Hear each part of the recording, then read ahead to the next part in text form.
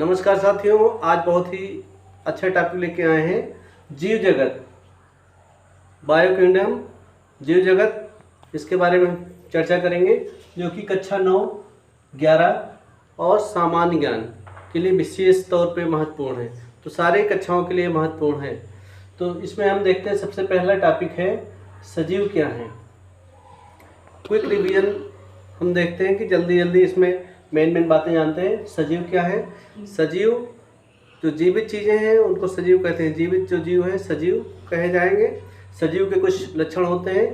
पहला लक्षण प्रोटोप्लाज्म होना चाहिए। कोशिका होती है और कोशिका के अंदर जो द्रव होता है उसको कहते हैं जीव द्रव्य।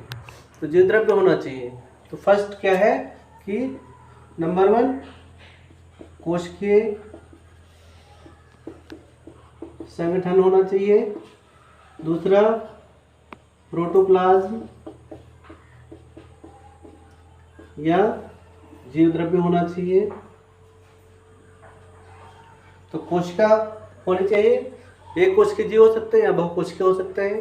कोशिका में जीव द्रव्य होता है, दूसरा लक्षण हो गया। इसके अलावा श्वसन की क्रिया होनी चाहिए। श्वसन होता है सजीवों में, और पोषण की क्रिया होती है। श्वसन और पोषण की क्रिया होती है। इसके अलावा एनाबोलिज्म और कैटाबोलिज्म, उपचय और अपचय की क्रिया होती है, जिनको सम्मिलित रूप से हम कहते हैं उपापचय। उपचय की जो क्रिया होती है वो संश्लेषण की क्रिया होती है, जैसे प्रकाश संश्लेषण, जिसमें कुछ पदार्थ बनते हैं। और जो अपचय की क्रिया होती है विनाशकारी क्रिया होती है, जैसे श्वसन की क्रिया। तो एनाबोलिज्म और कैटाबोलिज्म या उपचय और अपचय, इनको सम्मिलित रूप से कहते हैं उपापचय, या इसको कहते हैं इंग्लिश में मेटाबॉलिज्म। तो ये तीसरा लक्षण हो गया। इसके अलावा सजीवों के और लक्षणों की अगर बात करें तो संवेदनशीलता इसमें होती है सजीवों में, जनन की क्षमता होती है। तो इस तरह से काफ़ी ऐसे लक्षण हैं जिनके आधार पर हम कह सकते हैं कि कोई जीव है या नहीं है, सजीव है कोई या नहीं है। लेकिन एक ऐसा भी जीव है जिसको सजीव और निर्जीव के बीच कड़ी कहा जाता है। तो उसका नाम है वायरस या विषाणु। तो वायरस और विषाणु, वायरस या विषाणु जिसको कहते हैं, ये सजीव और निर्जीव के बीच की कड़ी कहलाती है। कनेक्टिंग लिंक है सजीव और निर्जीव के बीच की। अब दूसरा टॉपिक हम देखते हैं जीव जगत में विविधता। जीव जगत में विविधता या जैव विविधता। तो नाम से जैसे पता चल रहा है विविधता, विविध तरह के, जैव का मतलब जीव। तो जीव जगत में जो विविधता होती है उसको जैव विविधता कहते हैं। तरह तरह के जीवधारी पाए जाते हैं, यहाँ तक कि एक ही जात के जीव में भी अंतर होता है। जैसे मनुष्य में हम देखें तो मनुष्य का नाम होमो सैपियंस है, लेकिन हर मनुष्य में कुछ ना कुछ अंतर होता है, यहाँ तक कि जुड़वा बच्चों में भी अंतर होता है। तो इस तरह की जो विविधता है जीवधारियों में, उसको कहते हैं जैव विविधता, बायोडाइवर्सिटी इंग्लिश में कहते हैं। तीसरा टॉपिक हम देखते हैं वर्गीकरण, क्लासिफिकेशन। क्योंकि जीव तरह तरह के पाए जाते हैं, जैव विविधता हमने बताया कि जीवों में विविधता होती है। तो इस वजह से वैज्ञानिकों ने महसूस किया कि जीवों को अलग अलग ग्रुप में रखा जाए। तो सबसे पहले एक जो दार्शनिक हुए हैं जिनका नाम सभी लोग जानते हैं, अरस्तु, यूनान के रहने वाले थे। इन्होंने बताया कि जीवों को 2 भागों में बांटा जा सकता है। जीव जगत को 2 भागों में इन्होंने बांट दिया। तो सबसे पहले वर्गीकरण का इन्होंने ही प्रयास किया था। इसके बाद में कैरोलस लीनियस को आधुनिक वर्गीकरण विज्ञान का जनक कहा जाता है। इन्होंने वर्गीकरण पे बहुत अच्छा काम किया है। तो आधुनिक वर्गीकरण का अगर जनक कहा जाए, फादर ऑफ मॉडर्न टैक्सोनॉमी, तो उसको कहते हैं कैरोलस लीनियस को।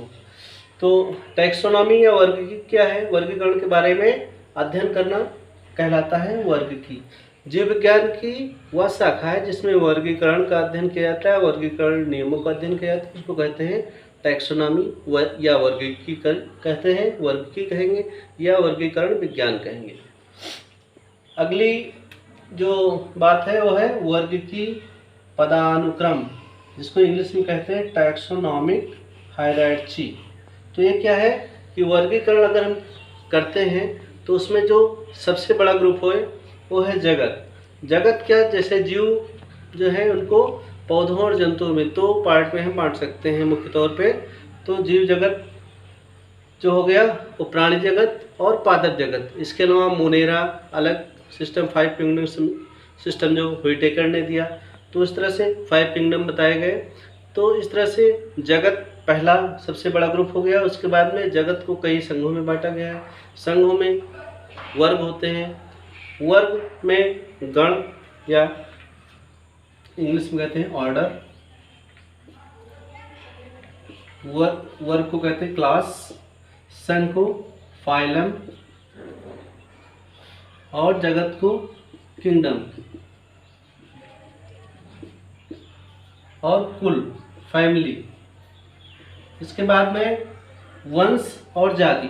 तो किसी भी जीव का चाहे पौधा हो या जंतु हो, उसका वर्गीकरण अगर हम करते हैं तो इसी क्रम में करते हैं। सबसे पहले उसका जगत लिखते हैं कि प्राणी है या जंतु है या पौधा है, प्लांट किंगडम में रखा जाएगा कि इसको एनिमल किंगडम में रखा जाएगा। उसके बाद में संघ उसका, फाइलम उसका लिखते हैं हम, फिर लिखते हैं उसका क्लास, उसके बाद में उसका ऑर्डर, उसके बाद में फैमिली, फिर वंश या जीनस और लास्ट में लिखते हैं स्पीशीज। तो इस तरह से इनको क्रम से लिखा जाता है। इसको कहते हैं किसी भी जीवधारी का वर्गीकरण। अब हम अगला टॉपिक देखते हैं नामकरण की द्विनाम पद्धति। तो जीवधारियों के क्योंकि वैज्ञानिक नाम रखने की बहुत ज़्यादा ज़रूरत हुई, क्योंकि जीवधारियों के अलग अलग नाम हैं। जीवधारियों का किसी भाषा में कुछ नाम है, किसी भाषा में कुछ नाम है, इसलिए वैज्ञानिकों ने सोचा कि एक ऐसा सिस्टम बनाया जाए कि उनका एक नाम रखा जाए। तो इसके लिए जो वैज्ञानिक थे उनका नाम था, जिनका नाम हम अभी बता चुके हैं, कैरोलस लीनियस। इन्होंने सबसे पहले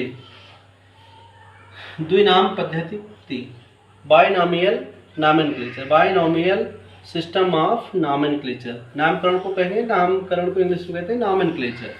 और बाई का मतलब होता है दो, नॉमियल नाम सिस्टम, द्विनाम पद्धति, द्वि का मतलब दो। तो इन्होंने बताया कि जीवधारियों के दो नाम होते हैं। तो पहला जो नाम होता है वो वंश का लिखा जाता है, दूसरा जात का लिखा जाता है। उदाहरण हम देखते हैं, मनुष्य का वैज्ञानिक नाम क्या होता है, होमो और सैपियंस। अब नाम लिखने में क्या देखा जाता है कि पहला अक्षर कैपिटल होता है, बाद के अक्षर स्मॉल लेटर्स लिखे जाते हैं, लैटिन में लिखे जाते हैं, तिरछे अक्षरों में लिखे जाते हैं। तो हम लोग तिरछे नहीं लिख पा रहे हैं तो इसको अंडरलाइन कर देते हैं। तो इस तरह से हम इसका वैज्ञानिक नाम लिखते हैं। इसी तरह से मटर का पाइसम सटाइलम साइंटिफिक नाम होता है, आम का मैंगीफेरा इंडिका होता है। तो हमको द्विनाम पद्धति के अनुसार वैज्ञानिक नाम मालूम होना चाहिए। तो इस तरह से आप अगर इसको देखेंगे तो मुख्य टॉपिक हम बता दिए हैं, इनको आप अच्छे से पढ़िए और इनका नोट्स बनाइए, याद करिए सभी लोग, तभी जाके आप इसको तैयार कर पाएंगे। मेन टॉपिक्स आपको मालूम होने चाहिए। तो आपको कैसा लगा वीडियो, आप उसमें कमेंट करिए, शेयर करिए और सब्सक्राइब करिए, जिससे आपको ज़्यादा से ज़्यादा आपको वीडियो मिलते रहें, आपको ज़्यादा से ज़्यादा लाभ मिले।